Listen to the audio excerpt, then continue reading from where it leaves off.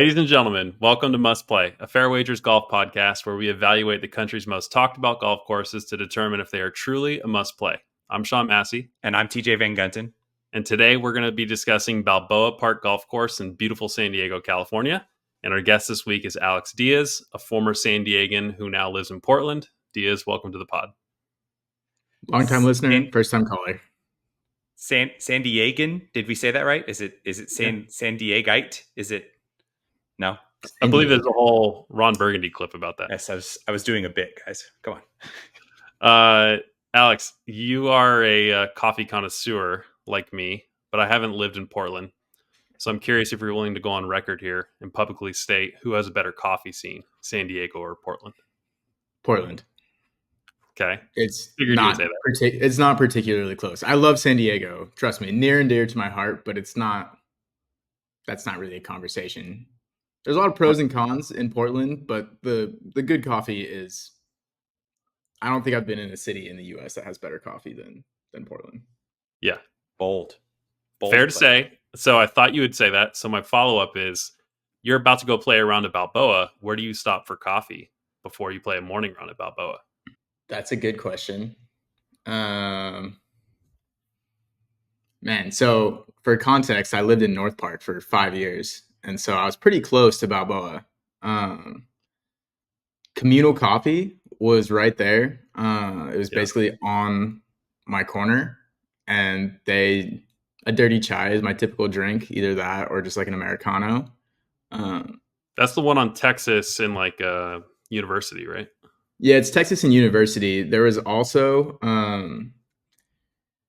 Hickory, Young Hickory, but they went out of business like last year. But for the 5 years that I was regularly playing Balboa, that was like a common like walk the pup to, the coffee shop, get a bagel, coffee, drop him back off, and then go play. That was the move. Communal Coffee would be a good move because it's like really close to the park. It's like pretty much bordering Balboa Park, right? Oh yeah. And if you're an Instagram fiend, it's a very popular spot for the influencer game. Yeah. The name is Communal Coffee, but it's also called like Coffee and Flowers. And there's a giant sign outside on a white wall with like black letters that says Coffee and Flowers. With, as you guessed it, flowers all over. And there's like a line to take pictures there. So that's the spot we hit for coffee in a morning round. But an afternoon round, would you go back to the place you took us when we were out there for the trip? I think we hit that cart in South Park. Cart in South Park? Yeah, the like Euro spot.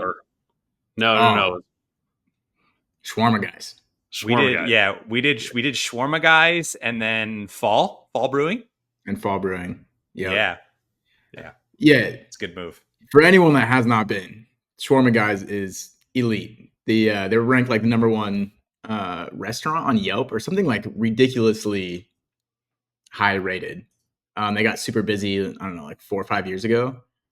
Worth the hype. It's so bomb. Yeah. And there's so many places around the course too, right? Because it's in the middle of the city, which we'll talk about. Yeah, I mean, spoiler alert, location and convenience is very high up on the list for anyone that's like in San Diego, because San Diego is very spread out as a city. Obviously I live in Portland now, which is tiny, but San Diego is so spread out. So anyone that lives in like kind of the heart of San Diego knows Balboa. Very central, very convenient, very easy to get in and out of. Right. Yeah. So why don't we use that as a segue as to why you probably love Balboa? What do you want people to know about the course, and is that one of your top factors? Yeah, honestly, like convenience, price, and availability or accessibility has got to be one of the top factors in it, because if you are not worth a few $1 million, A, you probably are struggling in San Diego, but B, you're not a member at a country club. And so basically our listeners to this podcast. Correct. Hey, and don't count anyone out here.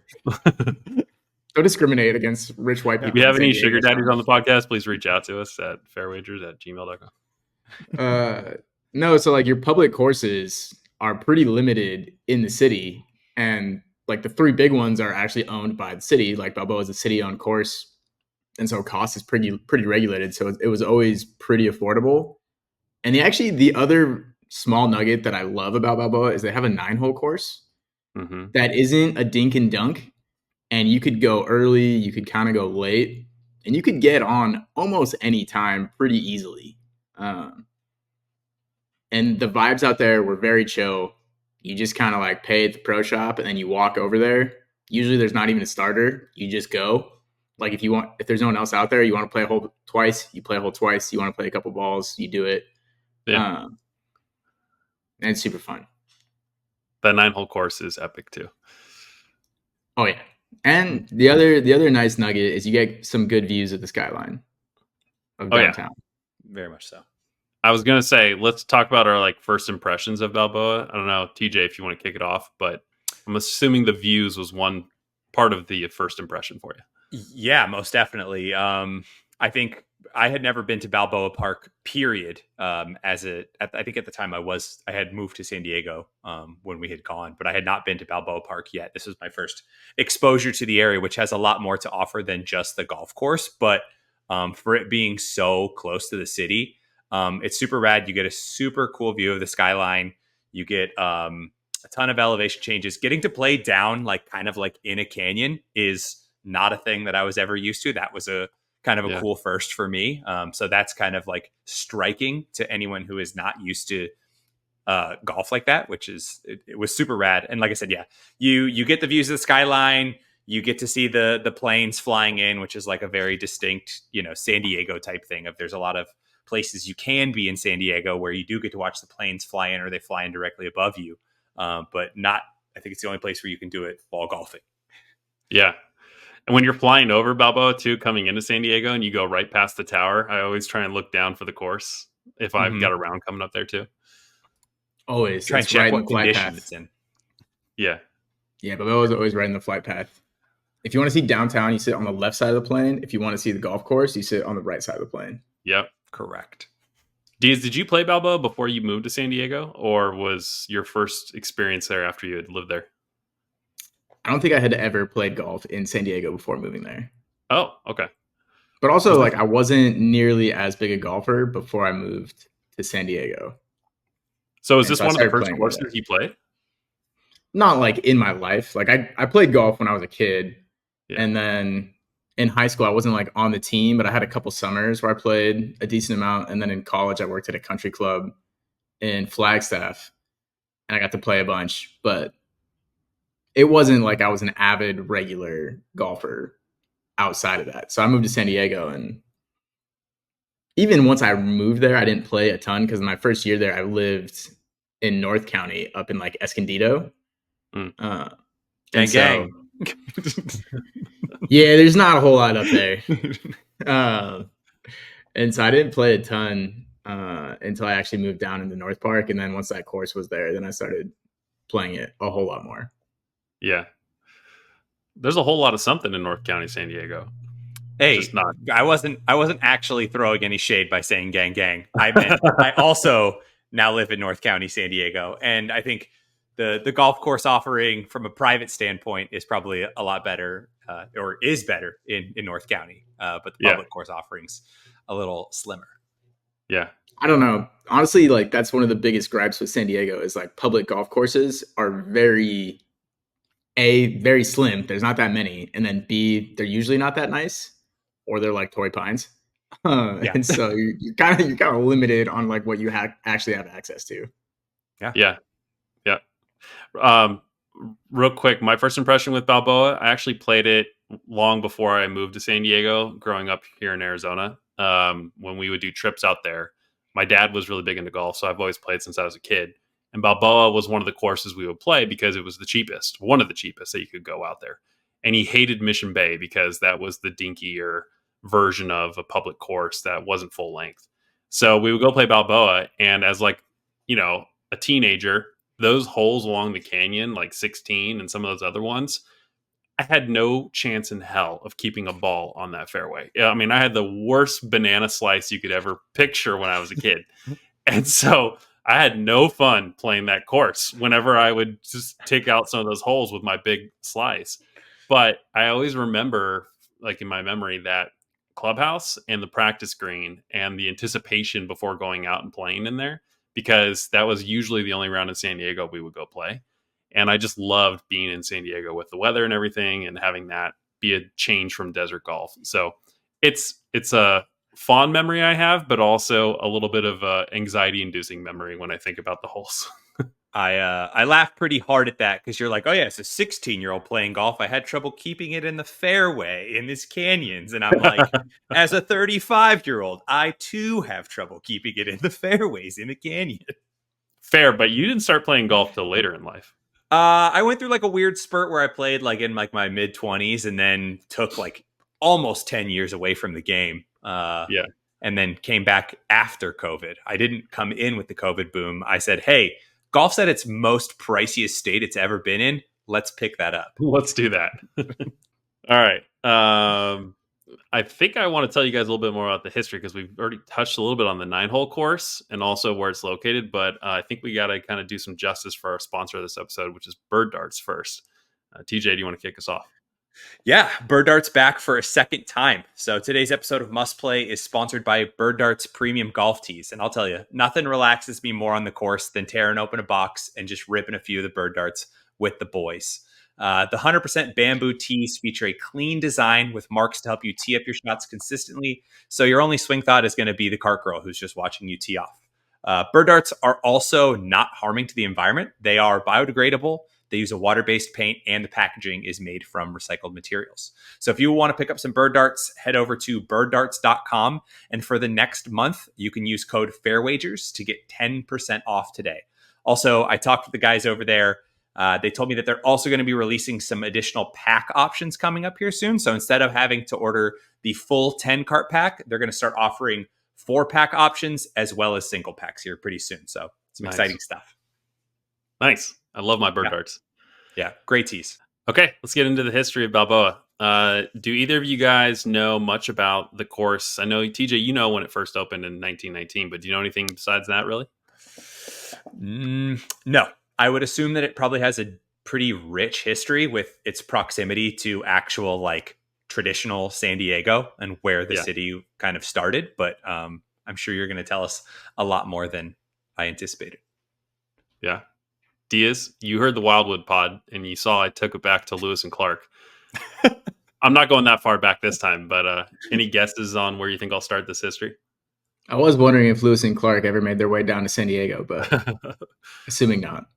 I have a guess it's something military related because San Diego is such a big military town, and it's right in Balboa Park, basically across a main street or a freeway from a huge like military area that's limited access. Yeah, so that would be my guess, but I have literally no idea. Okay, that does come into the history, but I'm going to take it back to 1868. Of course you are. Of course. I'm not taking it too far back, just 1860. Not too far, not 1804. Okay. Balboa Park in San Diego, California, was set aside as a public park on May 26, 1868, by the Board of Trustees of the City of San Diego. The 1,400-acre lot, then known as City Park, was a scrub-filled mesa that overlooked downtown San Diego. 2 years later, the California legislature ratified a grant on February 4, 1870, stating that the lands would be held in trust for a park forever. Early on, the park was a hit with locals and visitors as it offered plenty of land for recreation just outside the city center. In 1909, however, the idea of a grand park within Balboa Park was developed to host the Panama, California Exposition of 1915 to commemorate the completion of the Panama Canal. The exposition opened on January 1st, 1915 with the famous California Tower that you see flying in, the San Diego Zoo, and multiple exhibits that turned into museums. Golf enthusiasts at the time, however, weren't pleased as they had voluntarily built a 9-hole course with dirt fairways and sand greens that was in the way of the Panama, California Exposition and had to move. The original 495-yard second hole stretched from what is now the San Diego Zoo parking lot to the green situated on the site of the old Globe Theater. If you've walked around any part of that plaza, next time you kind of see the theater and stuff, just know that's where the course kind of started. Okay. So the course was rebuilt along the east side of Florida Canyon and opened just 4 years later in 1919 as the municipal golf course in Balboa Park. Originally, the course had no grass and consisted of 18 dirt fairways and greens, quote unquote, of oiled sand. It remained this way for the next 14 years, earning it the nickname Rock Pile because of the stones that sometimes sent golf balls into the canyons below. As the game's popularity increased, the city council developed plans to improve the municipal golf course. The council passed an ordinance in April 1930 that advocated the use of reclaimed sewage water for irrigation of grass on the municipal golf course, which stated that, and I've debated doing these pieces from the old newspapers in a voice. Would you like to hear the voice or not? Please do it. Please do it. I'm going to close my eyes and pretend like I'm there. Okay, you ready? Mm-hmm. At the present time, the only municipal golf course available for use by the public of San Diego and its inhabitants. I'm just kidding. I'm not going to do that the whole time. That was honestly not bad. It wasn't that bad. Okay. So the article said, at the present time, the only municipal golf course available for use by the public of San Diego and its inhabitants is located in Balboa Park, and the said golf course is unimproved and without grass fairways, modern greens, or a convenient clubhouse. It is therefore a matter of great public interest and convenience that the present golf course in the said park be improved under the supervision of a competent golf architect with modern grass fairways, modern grass greens, and that a convenient clubhouse be provided to accommodate the inhabitants and citizens making use of the golf course. The additional improvement of the said golf course cannot be accomplished and maintained without the use of a great amount of water. So, this ordinance was the first step in the modern development of the Balboa Park Golf Course and construction of the clubhouse. However, it would take money provided by economic relief programs of the unemployed or for the unemployed of the Great Depression to fund the work. With almost 16 million Americans unemployed due to the Great Depression by 1933, President Roosevelt's New Deal included a program for emergency unemployment relief, which eventually included grants for states to create new jobs for Americans and funded the creation of a Civil Works Administration designed to relieve unemployment through a public works program. So, San Diego City Council turned to this public works program to relieve unemployment throughout the city, and work began to improve Balboa Golf Course, as well as to build a clubhouse. The city contracted with William P. Bell, a golf course architect from Pasadena, to first develop a 9-hole course to the south of the present-day clubhouse instead of renovating the 18-hole course. So that 9-hole course you mentioned at the top, Alex, was actually the first thing built in the 30s. And then side note, TJ, do you remember where you've heard the name William P. Bell before? Oh, we've talked about it on a previous pod, haven't we? We have. Yeah, he did. Was it when we talked Torrey as well? Yep. Yeah. So he was the turf consultant with the city of San Diego that before he passed away designed Torrey South. And then his son wound up finishing the golf course after he died in 1953. Yep. Yeah. So back to Balboa. The 9-hole course was completed in January of 1932. And here's what the San Diego Union newspaper said about it when it opened. Headline, Municipal Golf Course opened. Grass. with a 9-hole underscored all grass course open for play. And a championship length 18-hole links under construction, San Diego has made a great forward stride in the last year in the development of municipal golf facilities for both residents and visitors. Both courses are in Balboa Park, the great area devoted to recreation in the center of the city, and are within 10 minutes drive from the business district. The 9-hole layout now in play is short, measuring only 2,372 yards, and is ideal for beginners, women, and older players, yet it is a sufficient test with a par 32 to interest even the experienced player. Honestly, that could be on a placard that's still there today, and it would be accurate. 100%. Also, we don't understand how spoiled we are that, like, grass course wasn't the norm back then. Like, we complain about course conditions all the time, being like, oh, I'm hitting out of mud, or I'm hitting off this dirt patch. And it was like, hey, man, it used to all be dirt. They didn't have grass till 32. Hitting off dirt with like wood clubs. Yeah. Mm-hmm. So immediately after the successful opening of the 9-hole course, the city contracted Bell once again to restore and improve the 18-hole course. He was to provide all new irrigation, grading and seeding of fairways and greens, construct all new bunkers, and supervise the hundreds of workers that were given jobs thanks to the Civil Works funding, who had no prior experience. So in a little over a year, the 18-hole course was ready to open and debut to the public in April of 1933. Shout out to the San Diego Union once again, because here's a great clip that I pulled from it. San Diego will open next Thursday one of the finest municipal golf courses in the county, an 18-hole grass course on the rolling slopes of beautiful Balboa Park and commanding a wonderful vista of mountain and ocean. The golf course was designed by William P. Bell, who shaved his fees because of the nature of the project, but who has nevertheless given much of his time to make a beautiful course. No other city in the country can boast of a fine 18-hole course so close to the center of the population. And then in the small print side note, this is my favorite. Mayor John Forward is scheduled to drive off the first ball if he doesn't leave on his trip to El Paso as city representative at the Broadway of America Road Convention.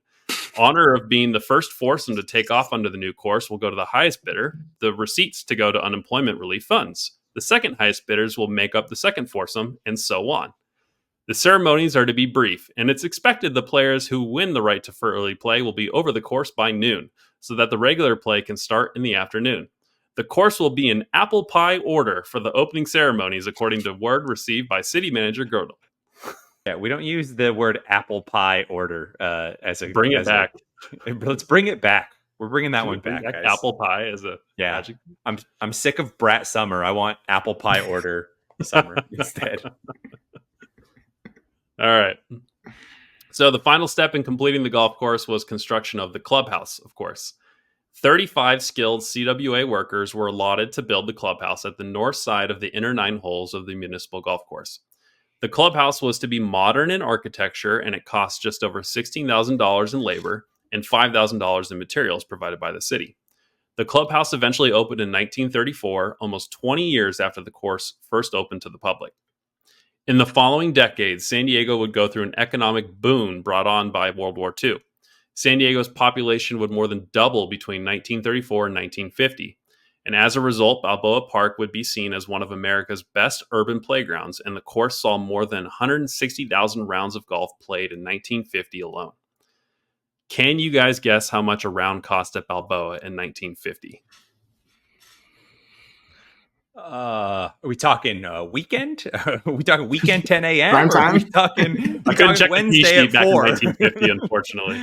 I'll guess $3.50. Okay. I'm taking the under on that. I don't know. I was setting a line. Yeah, I mean, I'm Price is I Right have to rules guess always. I have to guess a number, and you just get to take under. He just takes under. I mean, my first guess was like $1.50 to $2. Massey, let's hear it. It was $1 for an 18-hole round and Yeah. 50 cents if you wanted to play the 9-hole course. Nice. Fun fact, they also sold a $5 value pack that gave you $5 a month. You could play unlimited rounds on the 18-hole course for $5 a month. They sold those things crazy fast, and they got overcrowded with rounds, and they wound up having to kill that whole promo. Can we get what's the inflation adjusted number that translates to in 2024? Oh, someone do the math. It's not much. It's probably really close to what it actually costs now. It's probably like $50. Spoilers for the pros section, but not that pricey. All right, so almost done here.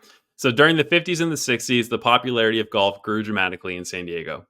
In 1954, there were 10 golf courses in San Diego County, but within 10 years, the number had increased to 66. However, Balboa still held a special place amongst the city's many courses. Balboa, along with Torrey Pines, continued to be the location of the Men's City Golf Championship, as well as the home of the San Diego City Men's Amateur Golf Tournament and the Junior Golf World Championships. Ernie Els won the boys 13-14 division in 1984 at Balboa, and Tiger won there at the same title in 1989. Today, Balboa is an extremely fun track, which still gives you amazing views of downtown San Diego, Coronado, and the surrounding canyons for a fraction of the price you'd pay at Torrey Pines or other premier courses. Reservations here can sometimes be hard to come by due to its popularity and location in the center of town, so we'll see how it holds up in the must-play test. But one thing is certain, Balboa is a historical icon of San Diego. A lot longer history than usual, but I mean, on par with Wildwood. It's tough to not be long when you have to go back 160 plus years to start talking about it. But I think it shores up a little bit of time when and again, we'll touch on this probably when we talk about pros and cons, but when the last major renovation was done in like the 1950s. You were talking about that clubhouse, and I was like, I wonder how much material has not changed at all. Yeah, spoilers for the cons, I was going to say, and it hasn't been touched since. So just like Wildwood, where there was a bid to make the land part of the National Historic Register, a consulting firm came in and did the same thing with the clubhouse of Balboa. And due to its influence with economic relief programs, they were saying that there's a really good shot that this could easily become, just like the tower in Balboa Park, a national registered place for its historical value. But no one went through with it, of course. So, also, William P. Bell's got to be in somebody's pocket or something, because if he's unless he was just the only guy in town back then, right? Like, no, he was well-respected architect. Okay, my guy's father had some connections for sure. Yeah, he's got his hands on LACC. His dad knew some people. Yeah, I guess so. Yeah. Okay, I got 2 fun facts for you guys and 1 trivia question. So, first fun fact from the tips: Balboa is only 6,339 yards, but everyone who's played it knows that that doesn't really mean jack, because it's not an easy course with some of the hole layouts that force you to lay up or carry some of the canyons. Second fun fact: Sam Snead set the course record of 60 in 1943, and it hasn't been beaten since. According to a first-hand account by Snead's frequent playing partner, Art King, Snead was frustrated by losing $16 to King in a morning round and challenged him to a rematch in the afternoon. Snead scorched the front 9 with an 8 under 28 that included 2 eagles, and he made 8 birdies total and setting a course record of 12 under 60 that hasn't been matched in 81 years since. Imagine shooting 28 on the front and being like, oh my God, I'm going to break 60 today. And then 32 on the back and being like, nope, just 60. Just imagine being in the 60s. Bummer. Yeah, real bummer to only shoot 60, dude. Just the guy got so fired up by losing $20 that he went and set a course record. Yeah. I mean, some people just want to lose all that money on a double or nothing on a putting green. Some people want to go play a whole nother 18. Special shout out, Chris Jones. We love you, Jonesy. Oh, I got some Diaz Jones memories I teed up here for this podcast. Trivia question for you, Diaz, and then actually both of you guys. So when Balboa opened in 1915, it was San Diego County's 4th golf course. Can you name the first 3 golf courses in the county? Yeah. Admiral Baker? No. Coronado's 1. One of them's private now. Oh, interesting. Aviara? No, Aviara's I don't think you don't really know. I don't know many privates. Yeah. Number 2 is San Diego Country Club. Okay. 3 you guys have been on. It goes by a different name today. Is it Loma Club? It's Loma Club. It was called Point Loma Golf Club back then, and it was started by the guy who founded Spalding Sports Goods. My guy. A.G. Spalding. My guy. Still the ball to this day. Shout out Loma Club. Great little spot. Great little spot to just hit a wedge and a couple, irons. I love that. I was thinking more of a great spot to drink like 5 beers, but also that. I mean, our comments go hand in hand. That's just Porque no lo dos. Porque no lo dos. All right. We already kind of talked some goods, but TJ, you want to kick us off with some of the goods you have for Balboa? Yeah. Top of the list here, I'll second. Location and proximity to just downtown San Diego and the city in general. I think it's the closest full 18 to the airport. I tried to do a little Google Map math earlier today with some traffic. I know traffic can skew it one way or the other, but I think you can get to Balboa quicker than you can get to Coronado, and Loma Club's not like a full 18 per se. Mm-hmm. So that would be my first one. Is just like, hey, if you are, I think in our case, I think I picked Shawn up from the airport, and we met Diaz and Jones for lunch and a beer, and then went straight to the golf course. Or I think we waited for like Jones to get later. We picked up Jones, and then same thing. But you can, it's really easy to do that. When we talk about this on when we do these weekend trips, and Thursday's a travel day, and we're always trying to squeeze in around on that Thursday. Proximity to the airport helps a ton. So I think Balboa probably gets a ton of plays from non-residents, just from people trying to get off of a plane and play around real quick. Yeah. The only other option that's like similar is Riverwalk, which is in Mission Valley, which is similar. They used to have 3 9s, but they tore one of those 9s down, and I think they're developing condos, apartments, something. So it's just 18 now, and I think Balboa is nicer than Riverwalk. Well, talk about location. Yeah, they're both close, but Balboa's location gives it my biggest pro, which is the views. Yeah, and Riverwalk, you're just looking at the train and a couple nets. Yeah, the one thing I'll give Riverwalk is it's like a stone's throw from In-N-Out, and so it's a nice little stop on the way home, a little double head home. It's not bad, especially if you're a non-resident, someone from out of town. In-N-Out is a must for somebody on that weekend trip to California if you don't live in a place where there is one. I want to say, speaking of views, Massey, you talking about the views, the back patio in the clubhouse that overlooks 1 and 18, very similar to Wildwood that we just talked about. Not within necessarily chirping distance. It's not that type of scene where you're standing right there 10 feet away from people eating hot dogs and you're teeing off. But it is cool to see people teeing off on 1 or finishing on 18. And then you still do get that nice view of the skyline from there. Yeah. The views as well from the bathroom in the clubhouse. When you go in the men's room, there's that window right there. Yep. And you're looking like it's like the air's coming in and it's like downtown, first tee. And it's just like, whoa, that's kind of unexpected for this little bathroom right here. Yeah, I mean, also has not been updated since like what 1931. No, but, Sam Snead was doing something in that bathroom right before or after that round. Between those 2 rounds, Sam Snead took care of business.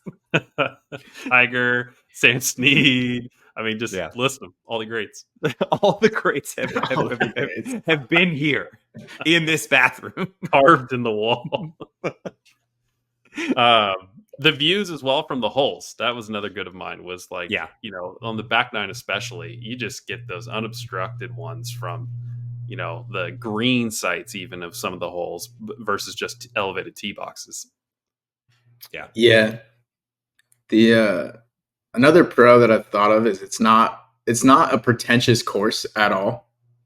Mm-hmm. Because Torrey is pretty pretentious. Like you go there and everyone's like, and it's fine because it's Torrey Pines, but Balboa is very chill. Like you could roll up probably in a t-shirt and shorts and it's not a huge deal. Yes. And you can play music. You can bring beers in your bag. Like it's pretty chill. The like in general, very chill. Music, beers. You can smoke a cigar if you want. Like, it's a good vibe. Yeah, I had that written down as well. I had laid back Southern California atmosphere. It's got that very like blasé. Here's what I am, and I'm not going to try and pretend to be what I'm not.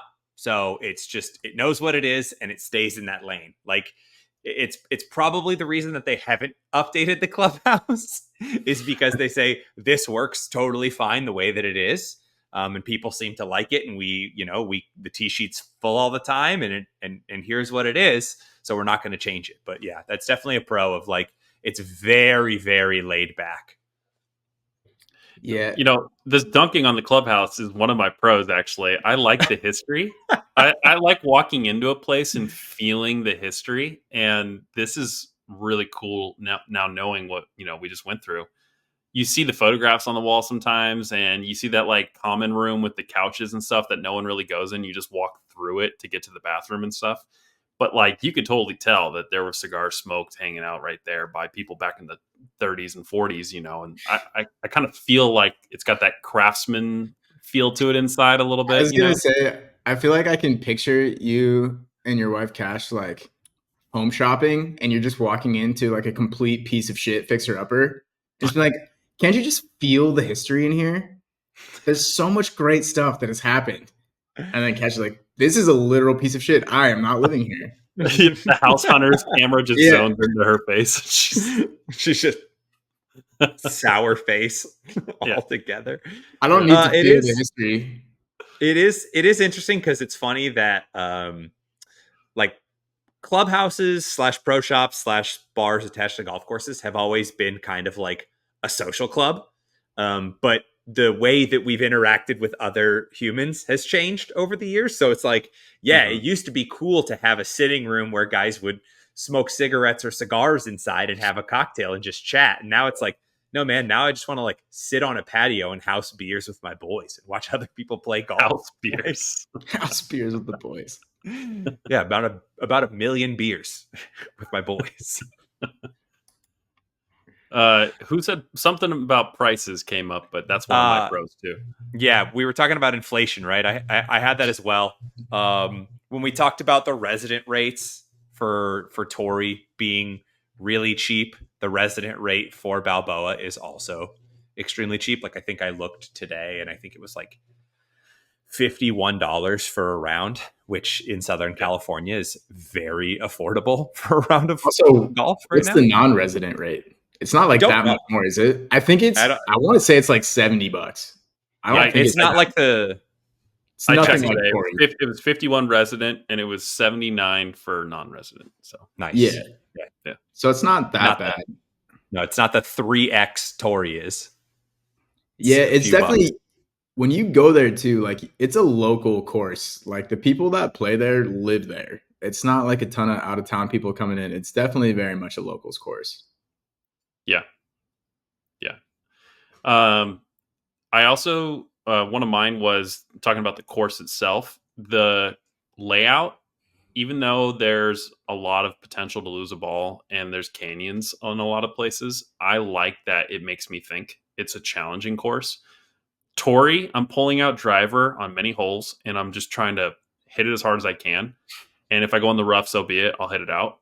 Balboa, I put driver away unless I feel comfortable on a hole where I'm like, I got to hit this straight because I just need to be able to have an approachable second shot versus, close. And so that's one thing I really like about the course. And the back nine especially, I think has more of that than the front nine, with the exception of one hole, which I'll get into in my bads.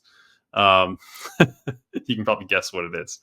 But in addition to the back nine, the finish of the course is another one of my goods.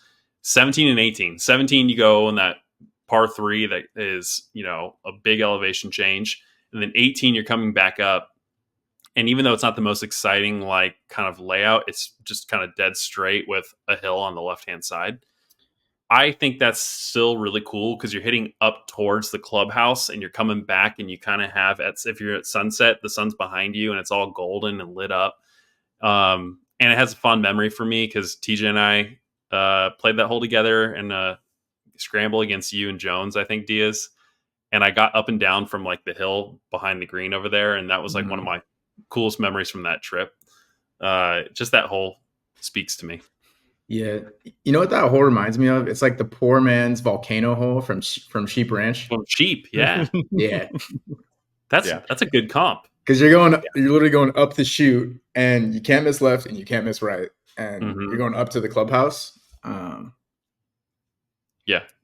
I can't believe no one has also mentioned the nice bush structure that spells Balboa GC behind the golf course. We didn't talk about it when you fly in over that you can see exactly where the course is from the plane. Yeah. They put a surprising amount of effort into maintaining those bushes. That is an interesting use of resources, but it is iconic, I suppose. Yeah. Any other goods? I also noticed, Massey, you conveniently left out hole 16 from your exciting finish because that hole is not fun. That's why it's not in my exciting finish because that is a difficult hole. Yeah. I kind of dread 16 and then I look forward to 17 and 18. Yeah. I will say the last good that I have off the top of my head, the halfway house is better than most. Yeah. You don't come back to the Mhm. clubhouse after 9, but that halfway house has been open pretty much every time I've ever played there, which Mhm. is often.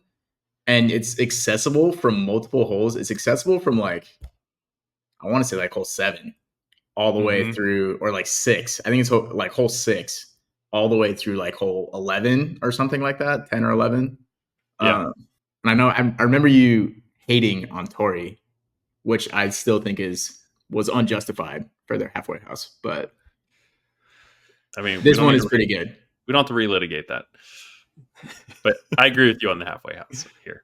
And I think that contributes to my last good, which is the vibes at Balboa. Maybe it's the locals, but drinks are flowing. That little snack shack bar thing in the clubhouse that has hard alcohol and beer, and then you get to the halfway house, they got plenty of stuff.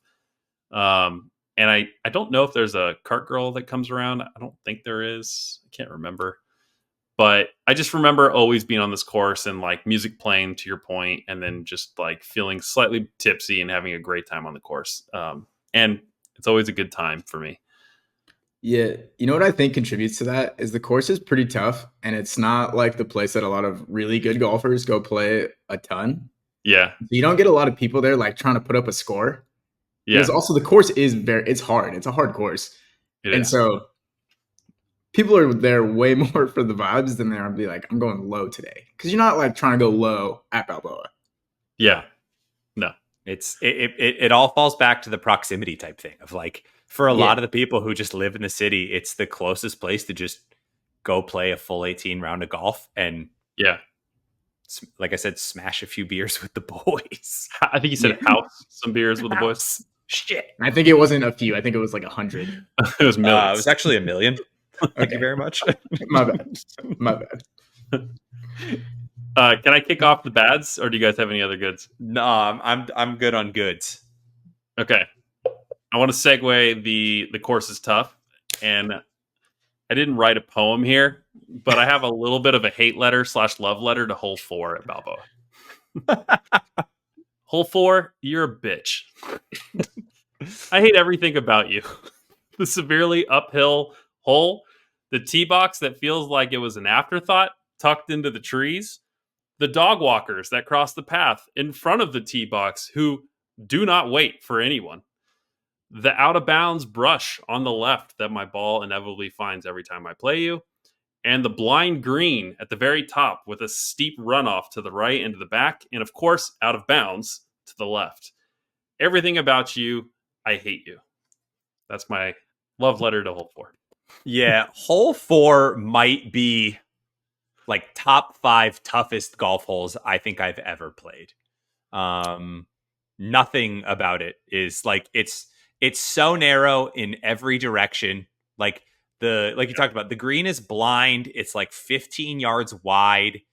It compensates for being long, I guess, but like the fringe of the green just runs right up to OB, or you play towards the right side of it, and there's that humongous sloping hill. Humongous hill. Yeah. Yeah, that's a tough recovery shot if you're down that hill. Yeah. I will say though, you said it's like one of the top 5 hardest holes you've ever played. I don't even think that's the hardest hole at Balboa. I think 16 is way harder than that hole. 16's hard. It is hard. It's way harder. Yeah. But 4, it's like one little mistake and you're boned. Your whole round out the window at that point, and it's early in the round, so you're like, okay, well, let's but have a million I will beers. say the first 3 holes are on the easier side. Like you get a pretty open downhill par 4 where you're going to end up with like a short chip into the green, and then you get a par 5 that's like not that far. I think it's a pretty gettable par 5. And then a pretty straight par 4 after that. So it's not like you're running the gauntlet going into that. And so it gets your confidence up a little bit, but then the course definitely gets like a little harder. Oh, yeah. Immediately. Yeah. Immediately. Yeah. Speaking of having a few holes to get warmed up into, it's nice to have those few holes because the practice offering is also a traditional no-go. Standard mat offering, which I guess I can take or leave the mats at this point. I hit enough off of mats. I've hit enough balls in my life where I know if I'm making good contact with the ball on a mat or not. The thing that really kind of irks me, I guess, is that it's severely downhill.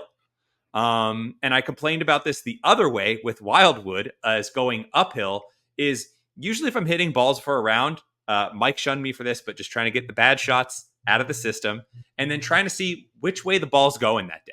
Am I going to have to play 5 yards left, 10 yards left, 15 yards left? Who knows? But if I'm like, it's kind of tough to judge that on a downhill range where the whichever direction it's moving is going to be extrapolated much further. Well, the range inclines, but it starts way down below and then comes up a little bit. So your shots in close to you are the yardage that you're trying to dial in is not the same as the ones further out that you're hitting. So you can actually hit the 150 plus flags easier, I feel like, than dial down enough to hit those really close like wedge shots. And it throws me off too every single time I play that. I skip the range at Balboa, hand up. Every time. A couple thoughts on range there. Hey, TJ, is your game honestly at a place where you're going to hit balls before the round and then adjust 5 yards left because you're hitting it that close? No, I want to see if I'm actually like hitting a ball straight that day or if I'm like actually just push shanking things straight right. That's all I want to necessarily tell. I feel like Balboa accomplishes that for you. Like you can see if it's going straightish or, But again, if I'm like, am I making solid contact today? Am I making like 80% contact today? Like getting an actual like read of distance at Balboa, like Shawn mentioned, is extremely tough. Of like, okay, is my 7-iron going as far as it normally goes, or do I have to dial it back? As someone that does not hit the range. I was like, what point is he trying to make here? But I will say, curveball nostalgia for me for the range. On the back end of the range, it connects to Grape Street Dog Park, which is top tier local dog park in South Park.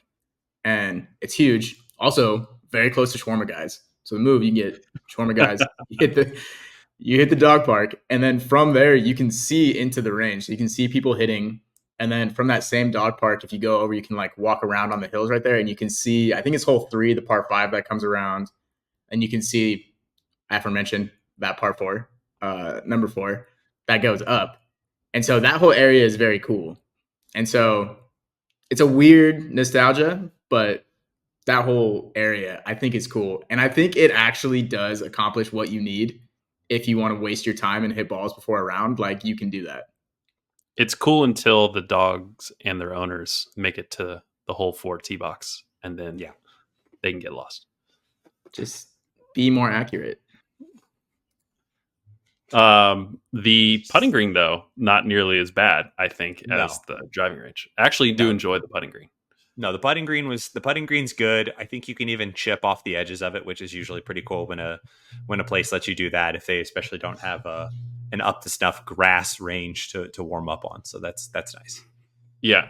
I do enjoy a practice green that's close to like where you're going to get drinks or something right before the round. So you don't have to like budget time into, okay, I got to go back to the clubhouse before we leave. Yeah. You can just be like, check your watch, 5 minutes. Okay, I got time. Yeah. How long before you're playing Balboa are you arriving at Balboa? Not that soon for me, unless I'm with TJ. A notorious early arriver to a golf course. So Godspeed. We're going to get there an hour early. I have some balls that need to be hit. I have to unpack all of our recording equipment and set all of that up. I have some other things that I like to handle before I get out on the golf course. Like what, TJ? I mean, Sam Snead does it. Tiger Woods does it. We've all done it. Okay. We're all taking in views. Yeah. They're all just one of us, right? I will say one of the big pros for me was I could leave 20 minutes before my tee time and be perfecly fine and not stressed whatsoever. We've droned on enough about the proximity. It's nice. I'll jump a little bit here. We talked about a lot of the elevation changes. There's a handful of downhill par 3s on the course that I don't know if we talked about the course not being pretentious, and the crowd and the vibe. And I think because you get a little bit more of the relaxed golfers there, sometimes the greens on these par threes are just littered with divots. Just like I would say like 20% of divots maybe get fixed on these par threes. It's one of the worst that I've seen. Like, it's never a problem really like at Torrey, where like there's a handful of downhill par threes at Torrey, and those are always in like good shape. I think they also fix them every night. But this one can get pretty bad. And then sometimes if the course can be in a little bit of a rough condition, just depending upon the season. So yeah, sometimes that's a little rough.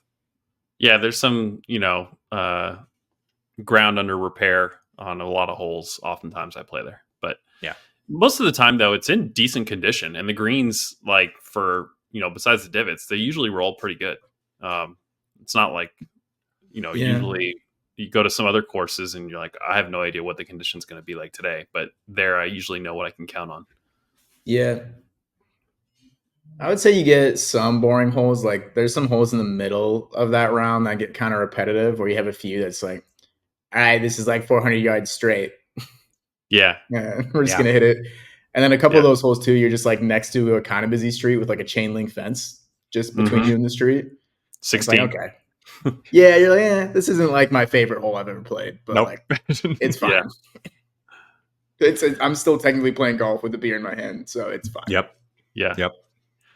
I have a con, which is the clubhouse food options. I feel like they're fine. They're like what you would expect at a snack shack or a typical thing, right? But I really, really want to like sometimes eat like at Torrey Pines, and nothing compares to that lodge afterwards.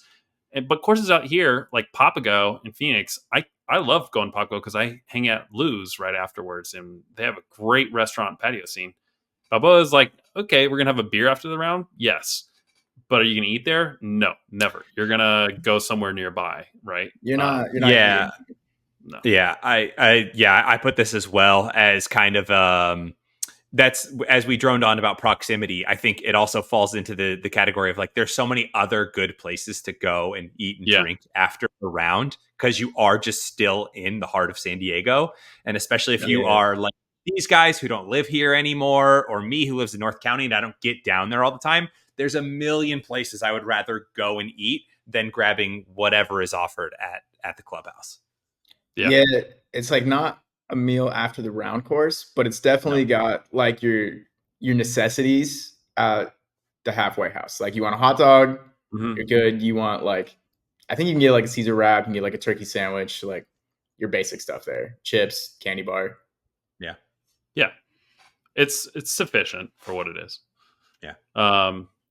Okay, that's kind of part of our must play test. Does anyone have any other cons before we jump in?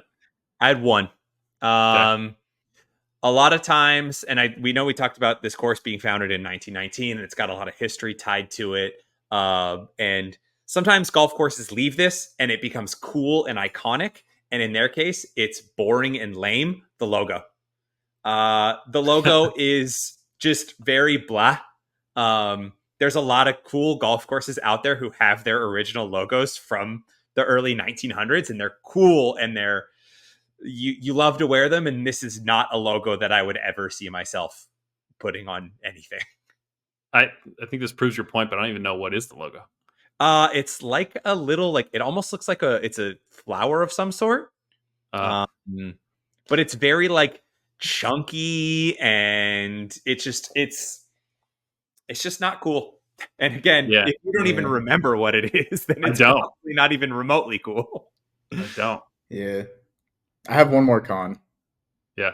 The guys that work the pro shop, I'll just say they're not like fellas that I'd want to have a beer with. This is really funny because sometimes when I'm doing like a little bit of research before these podcasts, sometimes we've played the course a year or 2 years ago. So I'll also go and look through the like reviews I'll go on Golf Now, I'll go on Golf Pass, I'll look at Yelp, kind of just do a whatever. And like one of the most resounding things that came through in reviews was how unpleasant the people who work in the pro shop were. Dude, they're just like not stoked to be there at all. They're just unhappy for the most part. I don't want to say every single one of them, but there's definitely a couple old guys that will just like give you such a hard time about your city card, even if you have it. Or it's like, oh, I don't have my card, but just like look up the phone number. And it's like things that are not an issue if you go play even Mission Bay, Torrey, Coronado, other places where you have like a city card, and they just act like you have personally ruined their day by inconveniencing them. I'm like, look, man. Do you think it's like a weird little like pecking order, and you get like moved up at the courses depending upon how good your job is? So like the guys who have made it all the way to Balboa have been like demoted, and they're not ever going to get back up to like the Torrey course, and they're like, nope, I'm just stuck here. I hate they it. just share the same group pool of guys. It's possible, but it's also like the guys that are older are more bitter, I think, at Balboa. Like usually you get like the kind of older fellas that aren't rangers at courses, and they're like there for a good time because they came out of retirement and they're like bored and they want something to do, like be around people. Yeah. And they're like friendly. These guys are like, can I help you? And they're just yeah, not the friendly. old walk into a pro shop and act like you're inconveniencing them at their place of business. It's like, I'm sorry you had to pause your YouTube video for me to like check into my round, but like, I'm sorry, but can I give you money? All right, let's jump in. Before we get into the must play test, though, TJ, did we want to talk a little bit more about bird darts? Yeah. So again, I can drone on and on about how these tees come in a box and how I'm an organization freak, and I love just that they go in a designated spot in my bag and aren't just miscellaneously scattered around my bag, ready to assault my hand at any moment. But I think the big cool thing that a lot of them, or that they've been doing recently, is co-branded custom orders. I know a lot of like golf tournaments or buddies trips, or even like golf courses, like just think like, hey, if people want to remember our golf thing, we're just going to slap a logo on a Pro V or a Pinnacle and call it a day. And like, here you go. Here's your sleeve of Pro Vs with our logo on it. Bird Darts does it a little bit differently. They will do co-branding on the entire thing. So you can fully customize the whole box with all of their branding. If you want to keep it, they'll do all of that. And then you can also custom do the tees. So like you can do all of the writing on the side of the tees. There's a logo on the top of the tees. You can work with them and they'll do a full order for you. And I think that this is like kind of a much cooler, like actual keepsake, to where somebody might actually end up keeping this for a lot longer than a logo ball that they could lose on like the first hole that they play. Especially if you are me. So I guess what I'm trying to say is, if you're someone who runs a golf tournament, if you're someone who works at a pro shop, or if you have like a big buddies trip, like this is definitely something that I would implore you to look into, and working with these guys to where they can get you guys set up with a cool new option that isn't just what you're used to. Well said. You all kind of been working with the guy back and forth, and he's been really responsive as well, right? So it seems like it would be a pretty cool or easy process to get that stuff done. Yeah, shout out to Brett over at Bird Darts. Super willing and able to just jump into the weeds almost immediately and mock something up. So even if you're thinking about just like, hey, I want to like float this idea out there and look at the costs, he's super quick, super responsive. So do not hesitate to go reach out to them via like Instagram or email. Nice. All right, thank you. Okay, let's get into the must-play test. So TJ and I, we've devised an objective test here of 10 questions to determine if a golf course is a must-play. The course must score a 6 out of 10 to be up for debate, or get a 7 out of 10 or higher to automatically earn the coveted must-play status. So far, we've had a 5, a 6, and a 7 on the podcast, so let's see where Balboa falls. Question 1, the Augusta test. Is this course easy to get a tee time on? Does it have a straightforward booking process? And are there times available the week of your intended play? Yes, with an exception. I think they have like men's clubs almost every like weekday. And I don't know if they do on like on some weekend days. Mm-hmm. And so a lot of like the coveted morning round time slots for someone that works from home and, gets a couple weekday morning rounds in here and there. It can be a little tough sometimes, but in general, especially in the market that it's in, very accessible. And it's a pass for me on the accessibility test. Can I go next since I'm going to be on the opposite side of the fence and TJ can be the tiebreaker? Sure. Easy to get on once you've done it. The straightforward part of this question to me is where it fails. The permutations of what you could choose on the City of San Diego sites. Number one, there's a Balboa Park Golf Club.com site that outranks City of San Diego for Balboa Park Golf.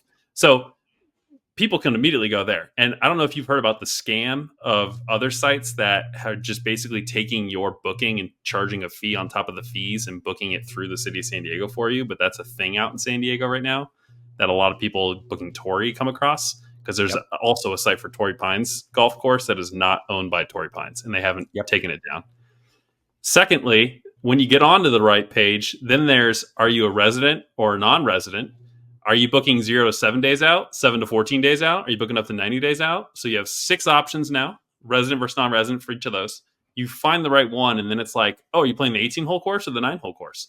So now you've got like 40 plus permutations of what you could book. And if you're not careful, it's super easy to book the wrong thing and then be like, oh, I'm going to book a foursome. Yeah, we're good. I booked it. It was surprisingly cheap. And you get up there and they're like, hey, so you're playing the 9-hole course today, right? And you're like, oh, fuck. So I think it fails the straightforward part of this process, even though once you've done it, it's not that hard. You might have seen me there. I was playing my tiny violin for you. Wasn't that tiny? I saw you going all the way across. Those are pretty broad strokes. Yeah, you're going to do this if you're playing. Okay, I'm going to break this tie here. I'm going to say that it's a yes. I think honestly, like Alex talked about earlier, most of the time this is people who are residents playing this golf course, and who are going to be the person booking the tee time. And if you have a resident card and you know what you're doing, it's really straightforward. I will say it's a little tough to get on sometimes, just because of like the men's clubs and because of its proximity to the city, where it's a lot of the people who, you know, once they get a weekend day, it's easy to it's where they want to go out and play. But I don't think it's super difficult to actually go through and book as a resident. No offense, Massey. None taken. Okay, 1 for 1. Question 2, the bang for your buck test. We've reworded this test to no longer be about $150, because we think as we continue to do this podcast, we're going to come across courses that doesn't make sense for that value. So this question now is this golf course worth the rate you pay? Do you feel like this course is a good value during peak season? And I'll say right now could be considered some of the peak season for San Diego. And $51 for residents and $79 for guests is, you know, compared to where else you would pay in North County, San Diego, you know, I think that's a good value for Balboa, especially for the views as well. So I'm going to pass on this test personally. Seconded. I will also pass this. I said it might be the best bang for your buck in San Diego outside of Torrey as a resident. Where Torrey's only like $80 to play as a resident. I think this one like is a very standout in that category. Like it's definitely very well worth the $50 to go play. Yeah. Special shout out to the 9-hole course, which I think is like $20. And so in general, especially for what you're paying, it's totally worth it. Because if your other options to play a public course like in San Diego are pretty limited, and I honestly don't know if you can find a round under $50. That's not a twilight round like in San Diego County. Yeah. So we talked about inflation earlier, and you said a 9-hole course is like what, 20-something bucks? I think it's like $20. Yeah. So in 1950, a dollar is now worth about $11 in 2024. So a 50-cent round there would have been around, $5.50 to play. So it didn't quite, it did inflate, should we say? But still, I mean, we're just so accustomed to seeing crazy prices that was the wrong price in 1950. I think supply and demand, baby, supply and demand. I think they shot themselves. Well, I think the other thing too, for back in the day, you said there were like 60 golf courses in San Diego at whatever year that was. Yeah, 66 golf courses by 1950. Yeah. Which is crazy because if you are not a member at a country club and you don't run in that circle, it sure does not feel like there are I know, I'm sure there's more now. It sure doesn't feel like there's 60 courses because it is slim pickings. Yeah. Yeah, I would think from a public standpoint, it feels like there's like 20, 25 courses maybe in San Diego County. Lots of privates. Mm-hmm. Lots of private. And it's like, that's if you're willing to drive like east, north, like south, like you gotta, not convenient. Yeah. So many private jokes to be made there that we didn't kids here. So Balboa, a strong start, 2 for 2. 2 for 2 is pretty strong. It is. Question 3, the Iverson test. We talk about practice? Does this course have good practice facilities? Would you spend time warming up or just head for the bar before the round? TJ, I'm sorry. Well, actually, no, you're still warming up, I think is what you said, right, TJ? But I think Diaz is a no by default because that's just something he doesn't do. My warm-up doesn't change here versus another course because like usually my warm-up is to make sure I have the needed beverages and then get a little stretch in. Once you're in your 30s, a stretch is more important than actually hitting balls. And so a couple bevies, hydration, sunscreen, and a stretch, and then I'm good to go. I need like roughly 10 minutes to accomplish all of that, and I'm out. So it's a pass for me because that's all I need. I think it's, and at most, maybe I'm getting a test. You're not passing the test. I think you don't get to answer my test for me. Okay, I'm going to read it back to you. Does this course have good practice facilities? So you're saying yes to that because of the bar. Is that the legal verbiage? Yes, that's in the T's and C's, baby. Okay, you can pass it. I'm failing this though. Yeah, it's going to be a no from me, dog. Okay. That's 2 for 3. Right. Yeah. I'm going to start saying I'm heading to Diaz's practice facility and to the bar. Yeah, man. My practice facility has a foam roller. It's got some bands. It's got an open bar. It's a great spot to be. Okay, 2 for 3. Question 4, the Jonesy test. Could you see yourself spending $100 on merch in their pro shop? Do they have a logo or apparel worth wearing? TJ, please. Not only do I not like the logo, I think the pro shop is very lacking in terms of what it's offering. That's one of the things that, because I guess it is a quote unquote historical landmark, they have not expanded the pro shop to offer a lot more of the things that I guess newer golfers to the game have come to expect, or things that you even see at other municipal courses in the area. So for me, it's a fail. It's a fail for me as well. Diaz? Yeah, that's a fail. But I will caveat it with, it's the Jonesy test, and I'm pretty sure I've personally seen Chris Jones spend $100 in that pro shop, and so I don't know if I can like ethically fail it if I've physically seen it pass that test.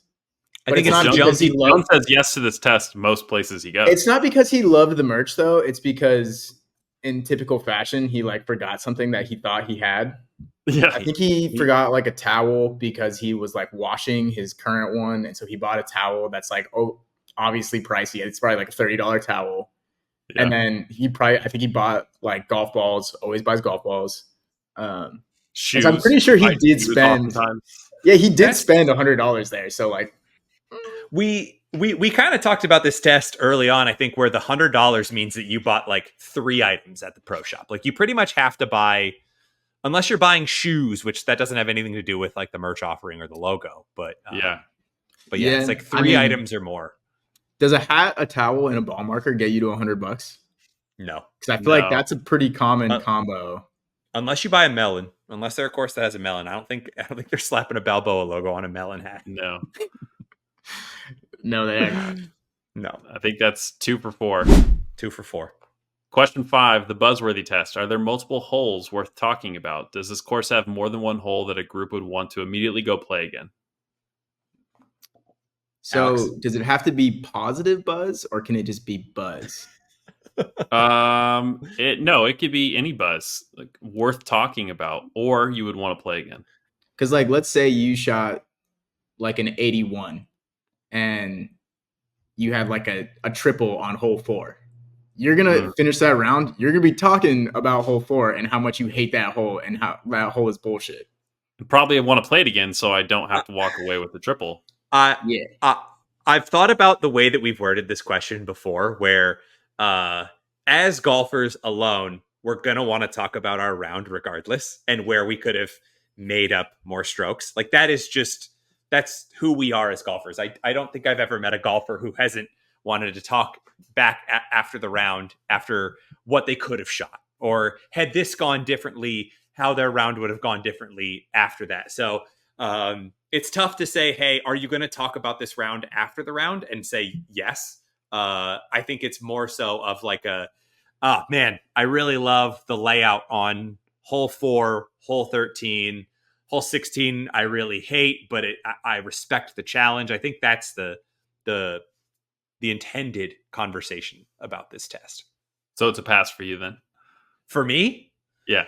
I think this course may take a little bit of a ding, just because I think this is kind of where course conditions sometimes comes into me. But I think there are enough like noteworthy cool holes to talk about, like 1, 18, 17.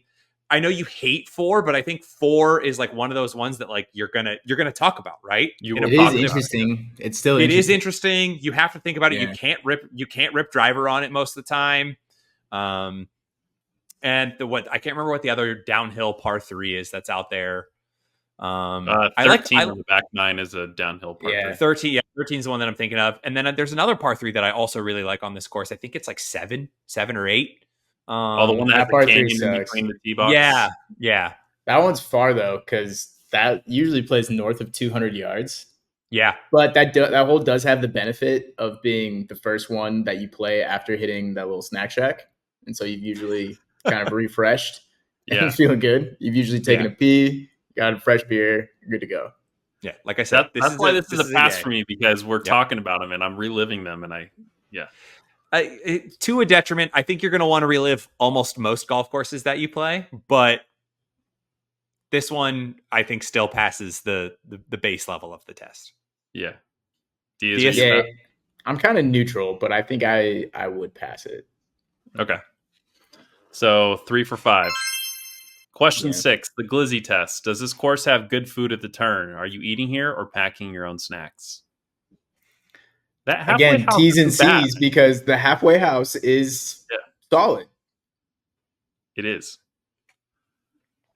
I agree. There's someone there. There's usually the same food offerings you would see at the clubhouse most of the time. Like they bring it there, you can tell, and they just have it stocked. It's like full-ish bar too. Like you can get like a full cocktail at the turn, or like in that whole range right there, which is nice. I forget if I was playing with you or maybe it was you and Chris Killen, but Killen, I remember it was like, what do you guys want? And I was like, oh, you pick for me. And he's like, tight. And he came back with 2 double transfusions for each of us. Yeah. You're not. There's. I think that attests that there's no cart girl out there. So he was getting you probably 2 drinks to make you through the rest of the back 9. Yeah. So I think I'm a fail, but I know it doesn't matter. I think again, I do love courses that loop around by the clubhouse when the clubhouse has a good offering. Mm-hmm. Shawn and I just recently played a course, no spoilers, that had a pretty good halfway house that looped back by the clubhouse, because I think you can offer a little bit more than traditional standard fare. But I will say a lot of people, a lot of times at the halfway house, are really only looking for a cocktail and maybe a Snickers and some almonds. So this is probably a pass for them. It's just a fail for me because I'm a little whiny baby and I want an Uncrustable. I was going to say, what else would you want besides an Uncrustable that this halfway house would not have? I don't think they would have a chicken Caesar wrap in there. I'm pretty sure I've had that exact thing there. Because they have like a cooler with like your prepackaged like sandwiches and the foiled wrap stuff. Yeah. I mean, I'm passing this test like the best you've ever had. If I'm thinking about it in comparison to like Wildwood, I am not eating something at the turn of Wildwood, but here I definitely am going to grab something. I can count on it. So it's a pass for me on the Glizzy. In defense of Wildwood, they got some shade on the food, but it's a good Glizzy at Wildwood. Sir, I'm just saying. We're talking Balboa Park. Well, hold on. Speaking of food, would you like to defend the egg salad sandwich at 7-Eleven? I would love to. We don't have enough time. We don't have enough time to do this on the pod. This is going to be an auxiliary podcast, the bonus episode where Alex just defends paid subscribers. Paid subscribers only can hear my thoughts about. We're going to set up a Patreon just for that. Okay. So we 4 for 6? 4 for 6. Wow. Well, that's actually stronger than I was expecting off the bat. Question 7, the Marshall test. Does this course have a decent pace of play? Can you rely on a relatively quick round here if you have somewhere to be after? I don't think it has good pace of play. In fact, I have a story about this. Most times I play here, it's longer than your typical round, I feel like, because you just got people out there that are hacking it sometimes. But speaking of Marshall, one of my favorite stories is on hole 13. The group behind us called the Marshall on us, and Diaz was pissed. I actually don't remember this, but it sounds right. I think TJ was there too. And so on hole 12, they got called on us. Then we turned on 13, then we hit down there, and we had carts. And on 13, it's that downhill par 3. Diaz purposely wants to play slower to piss him off even more. And so he just walks down through the brush to the par 3 as we took the carts. And the guys are on the tee box behind just watching, just chirping. One of my favorite stories. But the whole point of that was we were waiting on the group in front of us. And they didn't know that the whole time. And the whole time we were there, we just kept hitting up. We had to wait for that group. And that's been my experience most times I've been at Balboa. I don't 100% remember that happening, but it sounds like something that happened. So, I'm going to agree there. And it's not a quick round, but it can be a quick round if you go early, especially if you want to play the little 9-hole course. When the pandemic first hit and lockdowns, it was like the first 8 months where everything was super locked down. You could go out and play. I was playing that before work, 2-3 times a week, and I could be out there, walk it and back in an hour and a half, door to door, and it was very easy. But it's still a fail in general for the 18-hole course on pace of play. It's on the slower side. Agreed. But if you're there for the vibes and to just have some fun with, then it's not bad, but I think it would still fail this test. It doesn't get the pass that Torrey does where, I'm not concerned about pace of play at that very moment in time. Yeah. Okay, 4 for 7. Question 8, the high handicapper test. Would a mid to high handicapper enjoy this course in typical conditions? Is the course fair to all handicaps, and are the greens or pin positions fair?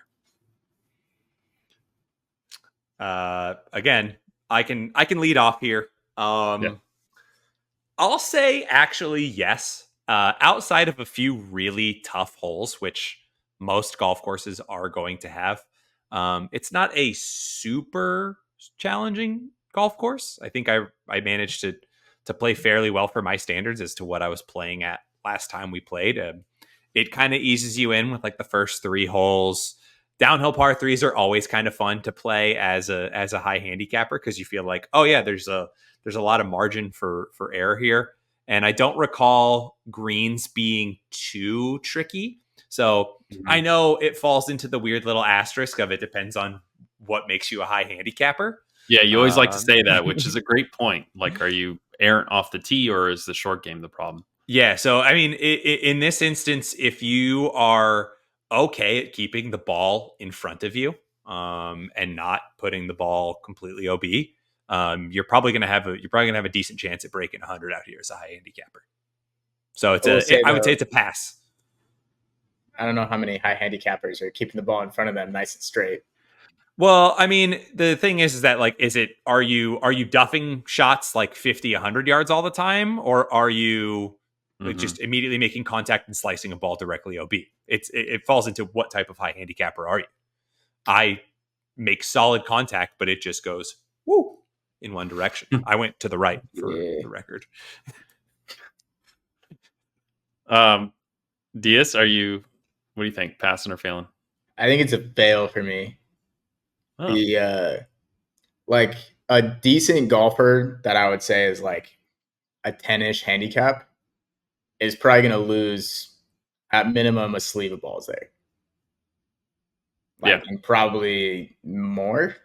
And so like you're definitely dropping. But if you're the high handicapper that doesn't really care too much about your score and you're not like actually going into the shit to try to find every golf ball and you're like, I don't know, it's in this general vicinity. Let me drop this yellow ball that I found on the last hole right here and hit it. Then you're going to have a good time and it's not an issue. Yeah. But if you're like trying to get better and you're a high handicap and you're frustrated about the score, like it'll eat you up pretty quick. Yeah. Okay, so I'm split too because your point is well taken. Where I also lose sleeves of balls sometimes on this course, and there are holes on the front nine, especially where you're like, it's a straight hole. You know what the ask is, just do it. And then there's some holes where you're like, oh, there's canyons and a street along the entire way. Oh, and also, you got to bend it over this, and the green is perched. Don't go long because then it falls off the back. And there's holes out there where, for good handicaps, this is a challenge. But overall, I think I'm failing this one because it's the same. Like, you're going to lose a lot of balls. You're a high handicapper sometimes is going to get frustrated out here. And I think that the greens are fair for the most part. But even though the yardage is short, the reason it's so challenging is because there are so many different shot shapes or things required to play the course well that a high or mid-high handicapper doesn't have the shot shape or the variety in the bag. Yeah. So I I think would also say there's a couple holes that can just like break a high handicapper's spirit on that course. 4. 4 could break you early, but 16 is the one I think about because like it's a tough tee shot with a ton of OB left and there's OB right. And then once you're in play, you've got like 250 yards that's narrow with OB on each side that you got to hit it straight and far down. And it's like, that can break you pretty quick. Sorry, TJ. It's all good. The thing that I also think about is a high handicapper, and you have to think about, you have to think about like you can't just rip driver off the tee every time. I think that benefits a lot of high handicappers. Hand up, I've talked about that I should probably be going out and I should be playing rounds without a driver. My ego won't let me do it.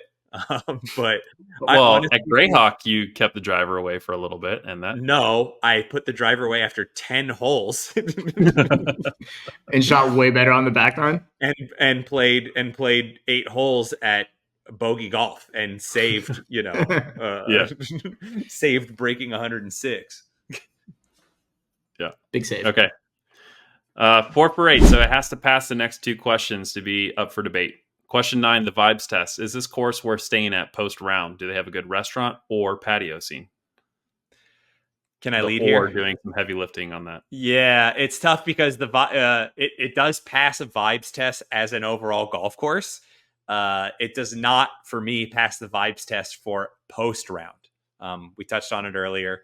I think it's good to grab a beer. It's got that nice patio, but I think its biggest pro in proximity and location detracts from the vibe of it because you are ready to go somewhere else. You are ready to go grab, maybe In and Out or, shawarma guys, or you have a reservation at OB Noodle House or something, Egg salad sandwich. Egg salad sandwich at 7-Eleven, your favorite 7-Eleven, Gotta hit the 7-Eleven. I'm with you. I like the vibes before the round and during, but after I immediately washed Balboa away out of my memory, and I'm like, where are we going? I don't have any desire to stay at that clubhouse afterwards. Yeah, I pretty much agree with both of that. But I don't know if I pass that or fail it. I don't have a ton to add, but it's like the round itself, the vibes are usually pretty good. Yeah. But once you're done, you're very rarely have I ever wanted to stay at Balboa for longer than my round. Yeah. This question is, you could word it as the post-round vibes test, really. So that's what this intends about. Then it's a fail for the post-round vibes test. Yeah. All right. So 4 for 9. Question 10, the dime a dozen test. Is this course unique to the area, or could you get this golf experience somewhere else on your trip or visit to San Diego? We reworded this one as well. I think this is a strong pass, given the history I just went through and like the holes themselves and the views that you get of downtown San Diego. how many like $50 municipal golf courses have that? And in San Diego itself, it is, like we said, one of the only courses next to downtown or close to the airport. And a close to downtown or airport course usually is going to be a fairly boring, type course, executive course maybe. Coalwood comes to Loma mind. Club. Yeah, Loma Club. And this one is anything but that. So, like, I think it's a pass because it is very unique. Yeah, I think it's a pretty strong pass. I mean, there's nowhere else you're really playing at the price point and the proximity that we've talked about that gives you that experience. You get, for the good and the bad, the course is unique. You're in the canyon. You get the good views of the skyline downtown. I think it's a pretty easy pass. No, my vote doesn't matter here. I will say initially I had this written down as a nay. I don't think I was necessarily thinking of the entire picture of the skyline, proximity, and everything. My initial thought that I have written down here is that from a golf course standpoint, Tecolote Canyon offers an almost identical experience of like that type of geography for the most part. Like if you want the experience of playing inside of a canyon, where things, where like I said, growing up, like that's not a thing that I am at all used to. So it's striking the first time you played at Balboa, but then I've played Tecolote Canyon as being a resident. I'm like, oh, this is like Balboa Junior. But it is not the only course. Balboa is not the only course that offers that in the area. But it's the whole package that we're kind of talking about here. It's the skylines. It's you can grab your buddies. It's it is that it's only 15 minutes from the airport.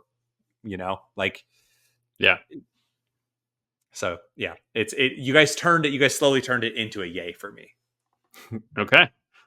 I think that makes it official. So 5 out of 10, which in previous podcasts we've called a should play. So congratulations, Balboa. You're a should play. And if you're in the pro shop, you can blame yourself for that score. Yeah, that was the first time we've had a personal shot at actual employees of a course. So hopefully you guys can forgive us if we step foot on Balboa again. Would love to be proved wrong. Yeah. Pleasantly surprised. All four would love to have a great experience here. Yeah. TJ, you want to hit them with the socials or any final words? Yeah. If you're interested in learning more about what we do or want to check out some of our other stuff, follow us on Instagram. It's instagram.com/FairWagers. That's where you can find us. If you want to go bother Chris Jones about his Wildwood ranking, he's at BeardMe5. We're gonna keep dragging Jonesy here. Diaz, you got anything you wanna plug before we send the people off on their way? 1, egg salad sandwiches. 2, Chris Jones is some rankings at Wildwood. Strong disagree. He acting like a local with some questionable takes at Wildwood. And 3 shawarma guys. Must eat if you're in San Diego. Ooh. Could be a spin-off podcast, Must Eat. I got a lot of opinions on must eats in San Diego. All right. Well, that does it for us. Thank you, Alex, for joining this week, and we'll see you guys next time.